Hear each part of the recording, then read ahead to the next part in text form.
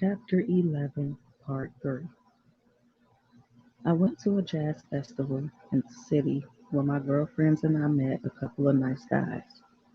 At first, I was being very shy because after being with one man for over the last 4 years, I didn't want to say anything stupid. The guys introduced themselves. The first thing I noticed was that they weren't street guys. They were regular working men. The one that, like me, worked as a train conductor. I thought this would be different. My girlfriend and I and the two guys watched the rest of the jazz festival, and when the festival was over, they asked us if we were hungry, which we were. The guys recommended a really nice place I had never been to before. Well, I've never been to too many nice restaurants because Earl had no patience. He liked to eat at places where we got in and out fast. I clicked with the guy that liked me. He was a really nice guy, very into life, traveling, and going out and having fun. Even though I think Earl liked to live life, travel, and do things, he had a real funny way of showing it. As much as I wanted to start dating, I just thought that it was too soon. I thought that it was more important to get into myself and spend time with my son. Earl came by once a week, looking really hurt and couldn't believe how good I was at ignoring him. I had a really great job, making really good money, and I thought I would rather do bad by myself. It was very hard for me to ever believe that Earl could be trusted again. We were broken up for about a year. My finances were on point, and I was just enjoying life. Earl was still calling me and coming by to see Xavier. He was giving me money here and there. I was going on some dates, but nothing serious. I didn't know if it was because I was still in love with Earl or if every guy I was dating was so corny to me. From what Earl was telling me, everything was really coming together with his career, which I was very happy to hear. I never wished anything but good for him. I always felt if Earl got his act together, it would be better for our son. I remember one time when Earl came back to see Xavier. He came in my room to talk to me and noticed this really huge teddy bear. He asked me if it was new, and I said that he hadn't noticed and said that he hadn't noticed it before. I said, yes, a friend gave it to me, and he got furious. But he knew he couldn't say anything. We weren't together, but it really ruined his whole day. He said he would be back and that he wasn't feeling good. I didn't hear back from him for a while, and I didn't even care. About a month after that, Earl called me and said, Tashira, I can't take this no more. I'm really getting close to getting a deal, and when I do, I want to bring you and Xavier with me. I asked, where do you want to take us? Out of Yonkers to live with me, Earl said. I said, Earl, you had your chance and you shit on me. You don't know how to appreciate nothing good in your life. You hurt and disrespected me beyond what words can express. And you know I will do anything for you. You made me feel worthless, almost as if you don't even know me. He said, I know, Tashira. I was stupid. I admit it. I don't know what else to say. But it's been over a year and I can't live without you anymore. I've tried to be with other women since we've broken up. I just can't seem to get that same bond and love that me and you share. Can you please think about it? So I said, I don't know, Earl. I really don't. Another 3 months passed by, and I was hearing Earl's song everywhere. A lot were singles and some with other artists. I thought, Earl is really finally going to get it together. At the time, I was casually dating the guy I met at the jazz festival. It was nothing serious, but he was just a great person to talk to. Earl's manager called me and asked me if I could come with him to help pick out an apartment for Earl. Earl told him I was the only person that would know what he likes. Meanwhile, I was thinking to myself, really? Out of all these girls he's probably dealing with, and he wants me to help? Are they serious? So I said, no, I have to work. The manager sounded disappointed. A month later, I heard he was back in the streets getting high again. I was so tired of hearing that. I used to be so worried that he might kill himself. Then, in the middle of the night, someone started banging on the door and said, your baby father just got jumped and he in the hospital. So I threw on my clothes and my sister was there. So she stayed with Xavier while I ran to the hospital. When I got there, his manager was there and told me that supposedly Earl had robbed a young boy and his older uncles in Yonkers. They saw him and jumped him with over 10 guys. I thought to myself, how long does he think he's going to get away with doing this? The messed up part about everything was his manager said Earl had nowhere to stay, and he wanted to know if it was okay for him to stay with me for a while. As he was asking me that, Earl was getting wheeled out in a wheelchair, and he looked fucked up. He said to Shira, I swear I didn't rob that kid. The person who did it wore a mask. I never wear a mask. And I knew he was telling the truth. Fuck it, I said. He could stay with me, but he has to sleep on the couch.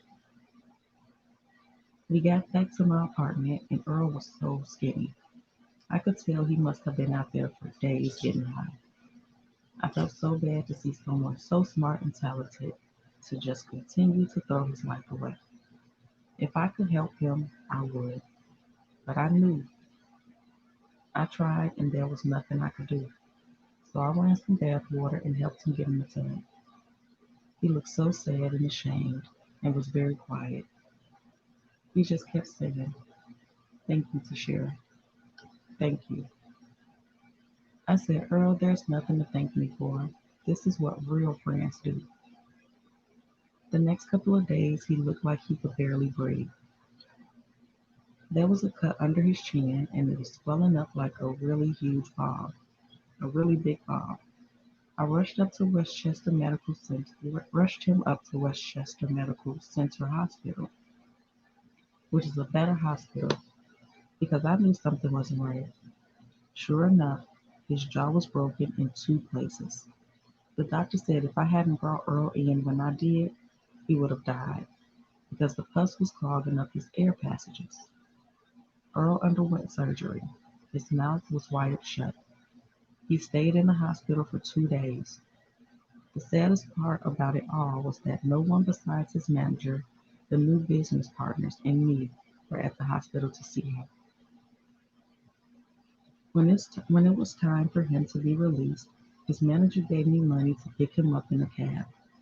I brought him back to my house, and he was very down, not really able to say much with his mouth being wired shut, nor could he eat anything but liquids. I started brainstorming and told him, we can put food in a blender, and you can suck everything out of the straw. It worked. So for the next couple of months, Earl slept on the couch with his rhyme book and got it in, and I went back and forth to work, got him what he needed, and he gave me no problems. Slowly, he started getting his weight back up and had a glow on his face because he couldn't use any drugs. He wasn't even going outside. A couple of his friends would come visit him, and for the record, we were only friends during this whole process. One thing about me, I do not play. Just because we have a kid together doesn't mean you can come fuck me when you want to. I value my body. If we were not together, it's a wrap. Of course, a couple of nights while we were up talking, Earl would say, I know you want me. And I would say, no, Earl, I really don't. I just want you to get yourself together for yourself and for our son. You could tell he was upset, but I was taking a stand for myself. You're not going to go, you're not going to keep running over me, and I'm damn near selling my soul for you. I'm not doing it anymore. The second month of Earl being wired up, our friend Irv Gotti came by the apartment to see how Earl was doing. Let me back up a little before this incident. In between Earl running the streets and getting high, Earl made a couple of trips to see some major record labels. that were interested in him. When we went to Bad Boy, the owner thought that Earl's style and his voice was too rough. He said in order to sign him, Earl would have to grow a fade and tone it down a bit. So basically, change everything about him. And he said his music was too rough. Well, one thing about Earl, he's his own person, and he stands on what he believes in. He was not letting anyone change him. So he said, screw that, and went on to the next one.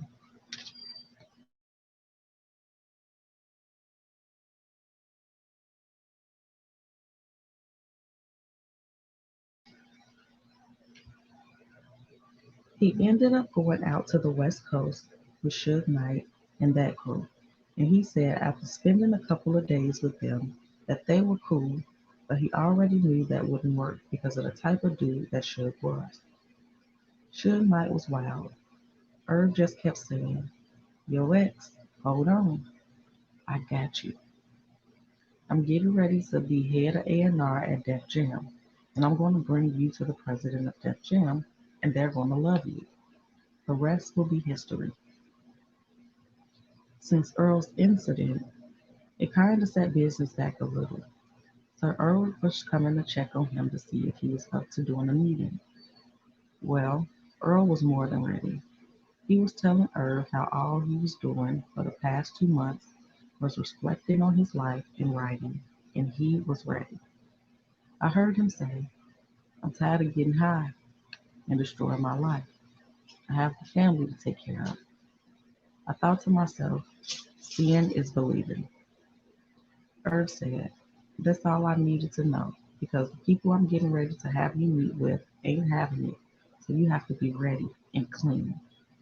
Earl said, I'm ready.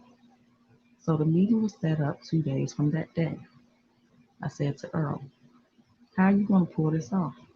Your mouth is wired up. He answered, I don't know, but I'm praying about it. I said, say no more because I already know anything God has a hand in is going to work. So we went down to the studio early that day. It was packed. Everybody was there. Earl looked very good and healthy, and I must say, I felt very good about that. I was getting tired of him looking so crazy when I knew he could do so much better. Several hours later, the truck started rolling in with the big music executives. I was so excited. Xavier and I were just there chilling. They came in and started talking a bunch of music stuff and wanted to know how many songs Earl had written that were ready to go. Earl said, man, I got like 2 albums right now, maybe more. He started getting really excited because this is what he does. He began putting on the songs, and then out of nowhere, he said, this is not going to do it justice. Let me give you the live version of it. They were all looking because his whole mouth was wired shut. But because Earl is such a beast, he just started going in. I mean, it was crazy. The energy was so high, Earl was killing it. Earl was screaming, saying, I told you my man is a beast. I told you. Earl was going in so crazy, song after song, that the wires in his mouth just started popping. And he still kept going. And then the president of Def Jam was so into it at the end of the session, he looked at Earl and said, sign him. It was just insane. That session really needs to go down in history. I was so happy for Earl. Words couldn't even express what it meant to be a part of that whole rush.